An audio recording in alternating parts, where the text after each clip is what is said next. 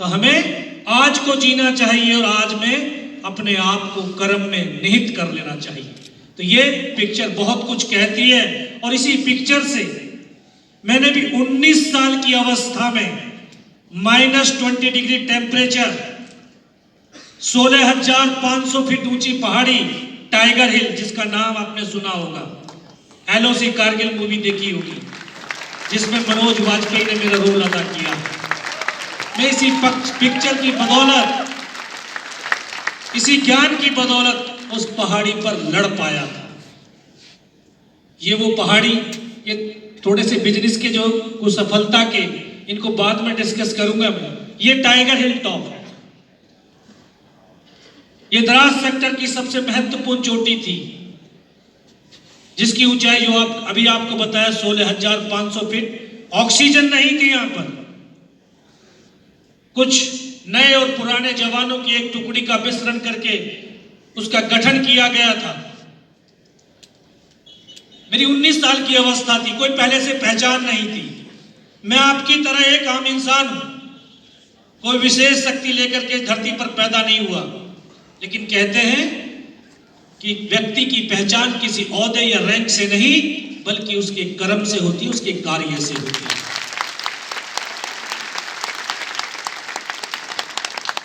Tiger हिल की लड़ाई से पहले हमारी बटालियन ने तोलोलिंग टॉप के ऊपर 22 दिन तक लड़ाई लड़ी थी। और उस 22 दिन के दौरान 2 ऑफिसर, 2 जूनियर कमीशन ऑफिसर और 21 जवानों ने शहादत दी थी। तब जाकर के वो पहाड़ी को पुनः प्राप्त किया था। उसी लड़ाई के दौरान हम 15 जवानों की एक टीम, जिसका काम था फॉरवर्ड में लड़ रहे जवानों को रसद पहुंचाना, राशन और अम्युनिशन पहुंचाना, ताकि वो लगातार दुश्मनों का मुकाबला करते रहे। तो 15 में से हम 3 जवान ऐसे थे जो 22 दिन तक बिना रुके, बिना थके, बिना सोए, बिना खाए चलते रहे। और उसी काम से हमारी पहचान बनी। ये तीनों जवान फिजिकली और मेंटली बहुत स्ट्रांग है। तभी मुझे उस अहमियत वाली टुकड़ी के अंदर शामिल होने का सौभाग्य मिला। इस पहाड़ी पर ऊंचाई ज्यादा होने के कारण हम दिन में नहीं चढ़ सकते थे, रात को चलते थे, क्योंकि लोगों की बहुत सारी मानसिकताएं होती हैं कि फौजी तो मरने के लिए ही होते हैं। लेकिन फौजी मरने के लिए नहीं, फौजी मारने के लिए होते हैं।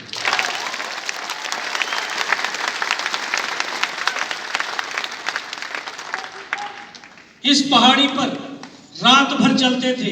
दुश्मन की भारी बम्बारमेंट थी, -20 डिग्री टेम्परेचर था, लेकिन हिंदुस्तान के जवान कंधे से कंधा और कदम से कदम मिलाकर के इस पहाड़ी के शिखर की तरफ बढ़ते चले गए। 2 रात और 1 दिन इस पहाड़ी पर हमने कठिन चढ़ाई चढ़ी। और तीसरी रात का वो मंजर आज मेरी आंखों के सामने ऐसे दरसता है, शायद वो कल की ही तो बात है। सुबह का वक्त होने वाला था। आपके लायक कुछ चीजें होंगी तो जरूर इसमें से अपने ग्रहण कर लेना। 80 डिग्री की चट्टान, जिस पर चढ़ना असंभव सा प्रतीत हो रहा था। फिर हमने रस्सियों के सहारे चढ़ना शुरू किया। जब चढ़ेंगे तो आवाज तो होगी, पत्थर भी गिरेंगे, उसकी भी आवाज होगी। दुश्मनों के बीच से गुजर रहे थे, दोनों तरफ उनके बंकर। उन्होंने अचानक से फायर खोल दिया। केवल 7 जवान हम ऊपर चढ़ पाए थे। ऊपर चढ़े तो 7 पाकिस्तान के जवान, सामने उनके बंकर। हम 7 जवानों ने जाकर के पल भर में उनको मौत के घाट उतार दिए।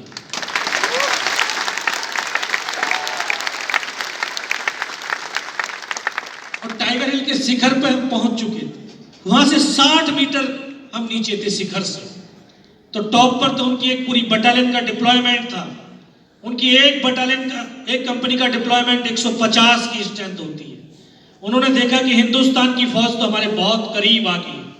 इतना जबरदस्त हमारे ऊपर बम्बारमेंट हुआ कि ऐसी परिस्थिति थी कि एक कदम आगे रखते हैं तब भी हेड शूट है, और एक कदम पीछे रखते हैं तब भी हेड शूट है।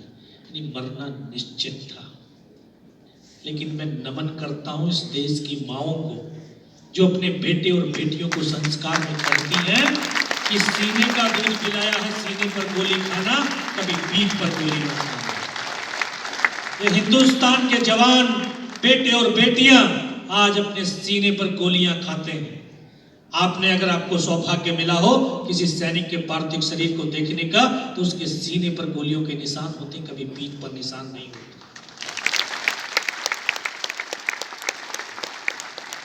हमने भी सोचा मरना ही तो है, और जब इस धरती पर जो जीव और जंतु मनुष्य जो भी है उसकी मौत निश्चित है, लेकिन मरेंगे तो लड़ करके मरेंगे, मार करके मरेंगे।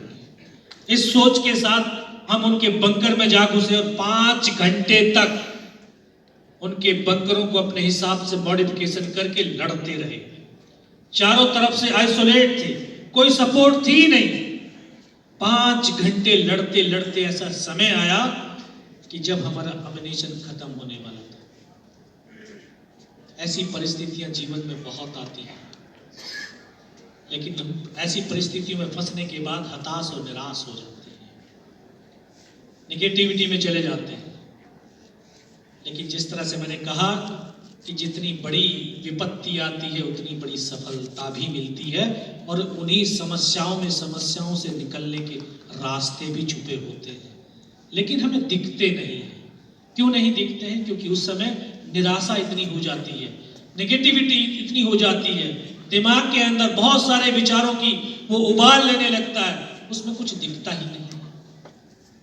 जिस तरह से पानी जब उबलता है तो पानी की सतह नहीं दिखती है, सिर्फ भाप दिखती है, लेकिन जब वो पानी ठंडा हो जाता है तो उसका सतह भी दिखने लगती है।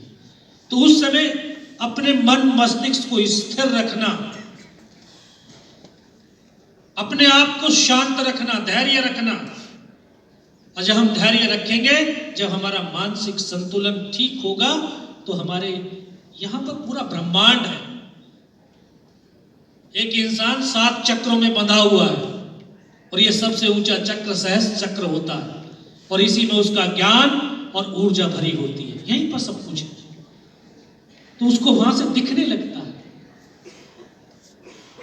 तो हमें यह लगा कि यार हमारे पास अम्नेशन समाप्त है, लेकिन इनके पास तो अम्नेशन ही अम्नेशन है, दुश्मनों के पास। तो दुश्मनों के अम्नेशन को अपना अम्नेशन बनाना है। हमने इसके ऊपर विचार किया, इसके ऊपर प्लानिंग की कि किस तरह से दुश्मन के अम्नेशन को हम अपना अम्नेशन बना सकते हैं। हमें मालूम था कि हम लगातार अगर फायर करते रहेंगे तो ये पत्थरों से बाहर नहीं निकलेंगे, हमें अपना फायर बंद करना पड़ेगा। जब दुश्मन की भारी गोलाबारी शुरू हुई, अपना फायर बंद कर दिया। जब फायर बंद हुआ तो वो पत्थरों से निकल करके बाहर आए। जो पत्थरों से निकल करके 10-12 पाकिस्तान के जवान जब हमारे करीब पहुंचे, तो एक साथ उनके ऊपर हमने लगातार फायरिंग किया, जबरदस्त फायरिंग किया।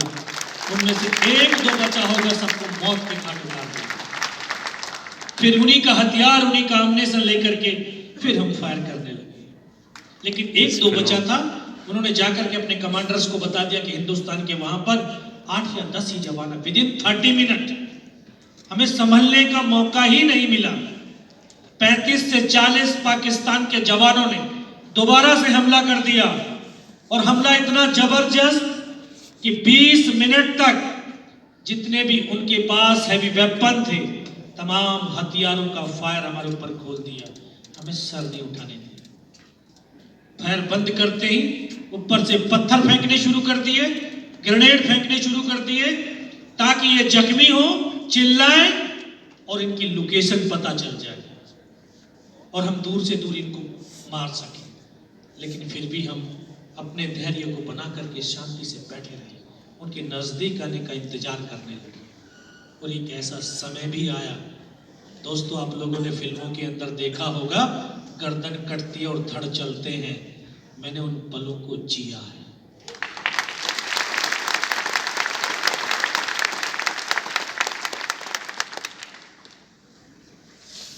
जख्मी होने लगे सब एक दूसरे के साथ, कई लोग जख्मी हुए, सबको फर्स्ट एड करते रहे लास्ट तक। और 2 जवान जब ऐसे बहुत बुरी तरह जख्मी हुए, उसकी एक उंगली कट गई, किसी का पैर कट गया। हमने बोला कि आप लोग फायर नहीं कर सकते हो, लड़ नहीं सकते हो, आप नीचे चले जाओ। लेकिन अभी तो स्कूल के अंदर किताबों में पढ़ करके गया था कि एक सैनिक दूसरे सैनिक के लिए अपने आप को कुर्बान कर देता है, आज प्रत्यक्ष रूप से देखने को मिल रहा था। पता है उन्होंने क्या कहा? यार जीना है तो तुम्हारे साथ जीना है, मरना है तो तुम्हारे साथ मरना।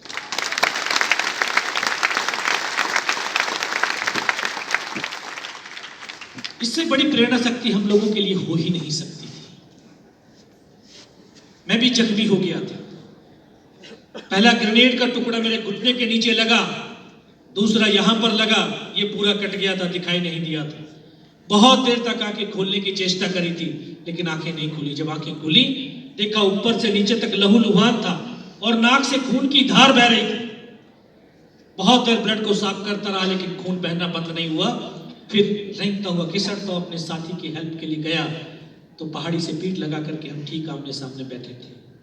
जो मेरा सामने वाला साथी था, उसको मैं बोला फर्स्ट एड कर दो। तो वो फर्स्ट एड करने के लिए उन्होंने अपनी फील्ड पट्टी निकाली। उसकी पॉलिथीन फाड़ने के लिए उसका हाथ सिर्फ यहां तक गया और यहां पर गोली लगी। इधर से पूरा भेजा निकल करके बाहर हो गया। हाथ पकड़ करके मैं उनको बोला सर क्या हुआ, लेकिन एक शब्द भी नहीं बोले। मेरी बगल में बैठा हुआ मेरा ट्रेनिंग का साथी ग्रेनेडियर अनंतराम, मैं उसको बोला यार अनंतराम सर को तो गोली लगी है। क्या? बस यही शब्द वो बोल पाया। उसको सीने में यहां से ब्रस्ट लगा, यहाँ से फेफड़ों से खून की फुहारों को छूटते हुए देखा और मेरी गोद में आकर के लेट गया। ऐसे करके एक एक साथी खड़ा होकर के फायर करने लगा। वहीं पर आरटी का बम गिरा, उसकी यहाँ से गर्दन कटी और नीचे जा पड़ी। 2 कदम आगे गया और उसका धड़ भी नीचे जा गिरा। ऐसे करते करते एक एक करके साथी शहीद होने लगा। और एक ऐसा पल भी आया कि इन्होंने हमें चारों तरफ से आकर के घेर लिया और गोलियों की बरसात शुरू कर दी। और उसी गोलियों की बरसात के अंदर मेरे तमाम साथी शहीद हो गए। मैं भी उनकी तरफ से मर चुका था। तो उनका एक कमांडर था, उसने बोला इनको रीचेक करो, इनमें से कोई जिंदा तो नहीं है। तो मैं बेहोश था, लेकिन इतना बेहोश नहीं हुआ था कि उनको सुन ना सकूं या देख ना सकूं। मैं सुन भी सकता था, देख भी सकता था। पाकिस्तान के जवान वो आकर के जब जवानों की बॉडियों के अंदर गोलियां दागते थे, बॉडी ऐसे उछलती थी ऊपर की तरफ। तो उसने सामने वाले को मारा तो उसकी बॉडी भी उछली, बगल वाले को मारा। मैं भी इस तरह से पड़ा हुआ था। उसने यहां पर गोलियों की बौछारें शुरू कर दी, फिर पैर में 2 जगह पर गोलियां मारी। मैं देख रहा हूं कि धुआं निकल रहा है, लेकिन उस गोली की पीड़ा को चुपचाप पड़ा सहता रहा। उनको यकीन हो गया कि इनमें से कोई जिंदा ही नहीं।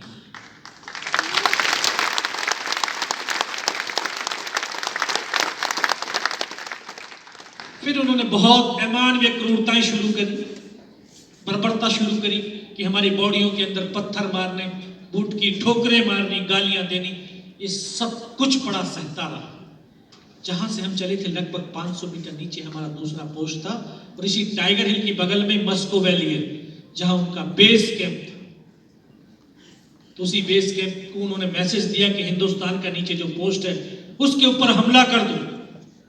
तो जब ये आवाज मेरे कानों तक पड़ी तो मुझे लगा कि आज तो मेरी पूरी टीम चली जाएगी। तब ऊपर वाले से एक ही प्रार्थना करी कि मुझे इतने जिंदा रख दे कि मैं अपने साथियों तक सूचना दे सकूं। अगर हम निस्वार्थ भाव और सच्ची श्रद्धा के साथ उस परम पिता परमेश्वर को याद करते हैं, उससे जुड़ते हैं, तो वो शक्ति जरूर साथ देती है।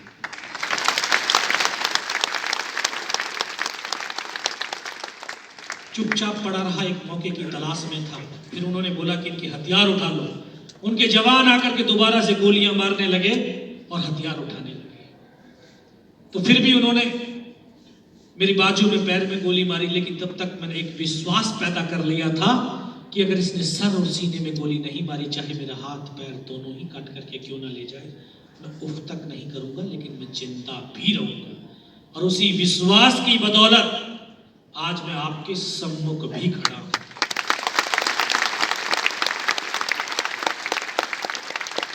अगर हम जीवन में कोई भी एक दृढ़ संकल्प कर लें, एक विश्वास पैदा कर लें, तो हमारे लक्ष्य को भेदने से कोई दुनिया की ताकत रोक नहीं सकती है। उसने लास्ट में बुलेट चलाया सीने पर भी। यहां पर पर्स था, पर्स में 5-5 रुपए के कुछ सिक्के थे, और वो सिक्के भी शायद परमात्मा ने इकट्ठे कर रखे हुए। इस देश को भारत मां बोलते हैं, ऐसे ही नहीं बोलते, क्योंकि एक कंकर और मिट्टी वाली जमीन नहीं, बल्कि एक सजीव है।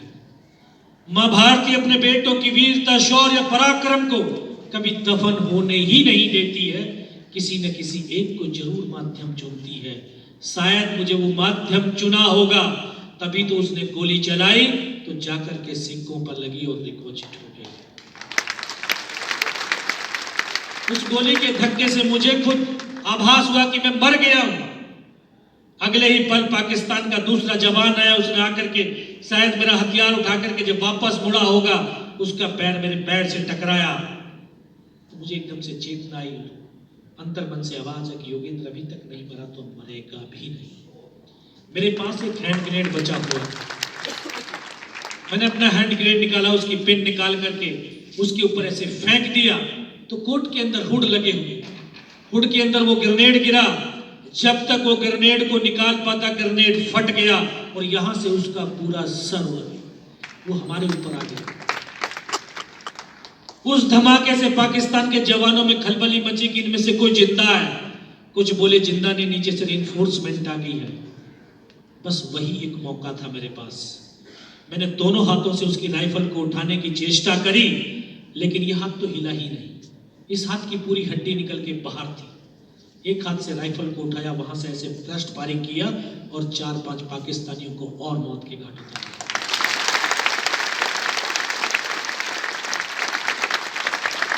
फिर इसी हाथ से पलटा खाया, दूसरे पत्थर पे गया, तीसरे पत्थर पे गया, 3-4 जगह से फायरिंग किया। उनको यह आभास दिला दिया कि यहां अकेला नहीं है। उनको लगा कि नीचे से दूसरी टुकड़ी ऊपर आ गई है। बस उनके पैर उखड़ गए, हौसले परस्त हो गए, वहां से वो भाग खड़े। मैं रेंगता हुआ, घिसटता हुआ, फायर करता हुआ उनके पीछे 4-5 मीटर तक गया। तो 4-5 मीटर जाने के बाद देखता हूं सामने उनका लंगर चल रहा है, उनके लिविंग टेंट लगे हुए हैं, उनके वेपन का डिप्लॉयमेंट सब कुछ पड़ा हुआ देखता रहा। वो वहां से सब कुछ छोड़ करके भागते हुए चले जा रहे थे। आपको मालूम होगा कि इस देश की सेना दूसरे देश की सेनाओं से भिन्न क्यों है, अलग क्यों है? इसीलिए कि दूसरी सेना के 10 जवान में से 7 भी मर गए हैं, 3 भी मर गए तो 7 भाग जाएंगे। लेकिन हिंदुस्तान के 10 जवानों में से अगर 9 भी शहीद हो गए और 10वां भी उसी जगह पर आखिरी सांस, आखिरी गोली और खून की आखिरी बूंद,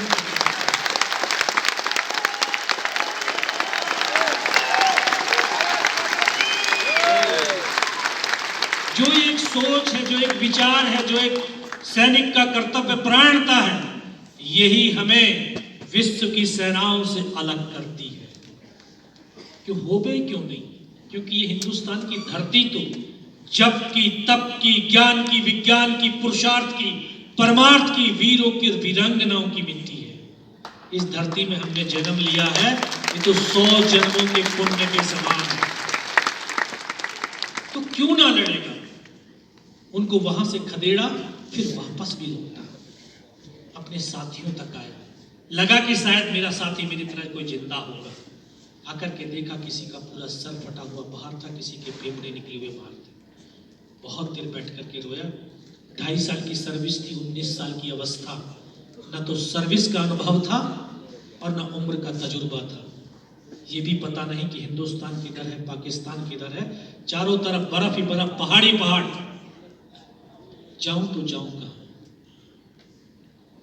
रोता रहा, फिर अपने आप को संभाला। इंसान के 3 शरीर होते हैं, आप सब जानते हो। 3 शरीर होते हैं, एक स्थूल शरीर, सूक्ष्म शरीर, कण शरीर। और जो सूक्ष्म शरीर हमारी आत्मा है, जब आत्मा का परमात्मा के साथ कनेक्शन होता है, और वो कब होता है? जब हम अपने आप को अपने कर्म में, अपने परमात्मा में अपने आप को पूर्ण रूप से समर्पित कर देते हैं। जहां समर्पण भाव आ गया, जिसमें आपने समर्पण कर दिया, तभी तो हम कनेक्शन होता है। तो उस समय तो समर्पण था परमात्मा में। तभी एक आवाज सुना जिसने बोला, बेटा इस नाले से नीचे की तरफ लुढ़क जाए। तब परमात्मा से सिर्फ इतना ही खोला और मन के अंदर यही भाव थे। सर से लेकर के पैर तक लहूलुहान था, हर जगह से खून की धार बह रही थी। लेकिन फिर भी एक विचार इसी तरह से चल रहा था कि लहू बहे तो बहे, सांस चले या ना चले, मेरा राष्ट्र चलना चाहिए और मेरा राष्ट्र बढ़ना चाहिए।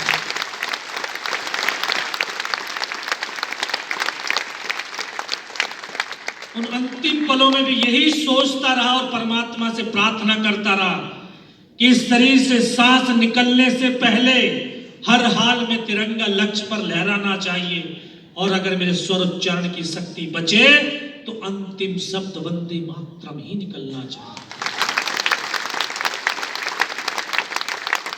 500 मीटर नीचे लुढ़क गया, पत्थरों में टकराता हुआ लुढ़कता लुढ़कता नीचे आया तो एकदम से गड्ढा आ गया, एक हाथ से पत्थर पकड़ करके लटका हुआ था। तब मुझे लगा कि शायद मैं पाकिस्तान की तरफ आ गया। तो नीचे देखा तो मेरे साथी नजर आए, उन्होंने दौड़ करके उनको आवाज दिया, दौड़ करके उठा करके लेकर के गए। तो जिस तरह से आप फिल्मों में देखते हो कोई ग्रेनेड फटता पूरे ड्रेस के चीथड़े हो जाते हैं, सेम कंडीशन थी। कोई कह ही नहीं रहा था कि ये जिंदा रहेगा, सबको था कि थोड़ी बहुत देर के बाद में मर जाएगा, लेकिन मेरे अंदर विश्वास था कि मैं जिंदा रहूंगा। मैं उनको बोला सर मुझे कुछ नहीं होगा, सिर्फ पोस्ट को बचा लो कैसी भी करके। वहां से पीछे सूचना दिया जो हमारा कमांडिंग ऑफिसर था, उन्होंने बोला इस लड़के को जल्दी से मेरे पास पहुंचाओ। वहां तक पहुंचते पहुंचते शाम हो गई थी, तो इतना लहू बह चुका था कि दिखाई देना बिल्कुल बंद था। तो उन्होंने बोला बेटा मेरे को पहचानता मैं कौन हूं? मैं कहा नहीं साहब दिखाई नहीं दे रहा, आवाज सुन रही है। बोला मैं तेरा कमांडिंग ऑफिसर कर्नल खुशहाल चंद ठाकुर। मैं जय हिंद साहब, बहुत तेज सर्दी लगती है, कुछ बता सकता है साहब? हाँ बता सकता है। तब ऊपर का तमाम घटनाक्रम उनको बताया कि इस तरह से हुआ, इंफॉर्मेशन दिया उनको। उसके बाद उन्होंने बोलते हैं जवान की रिक्वायरमेंट क्या है? मैं साहब जवान की रिक्वायरमेंट अम्नेशन और फील्ड पट्टी की है, खाने के लिए नहीं चाहिए। 72 घंटे से भी ज्यादा का समय हो गया था। एक बड्डी पेयर ये पार्ले जी वाला बिस्कुट का पैकेट, आधा बिस्कुट का पैकेट 2 बंदों ने खाया था, आधा तो बैलेंस था सर, भूख नहीं लगती है। इसके बाद डॉक्टर ने कौन सा इंजेक्शन लगाया फिर मुझे पता नहीं मैं कहां पर। 3 दिन के बाद होश आया, देखा पंखा चल रहा है और पता चला कि 92 बेस हॉस्पिटल श्रीनगर, और वहीं पर मुझे पता चली कि इसी रात को दोबारा से अटैक किया और इस टाइगर हिल टॉप के ऊपर विजय।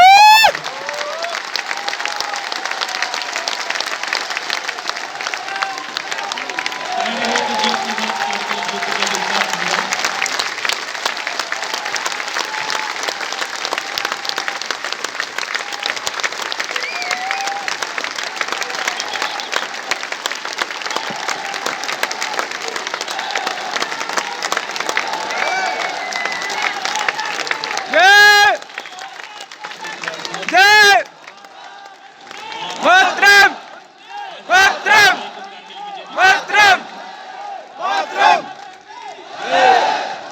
16 महीने हॉस्पिटल में रहा और 16 महीने हॉस्पिटल के बाद फिर वापस भारतीय सेना में गया और 25 साल 5 दिन की सेवा करके अभी सेवानिवृत्त हुआ हूँ, लेकिन अपने कर्तव्य और दायित्व से निवृत्त नहीं हुआ।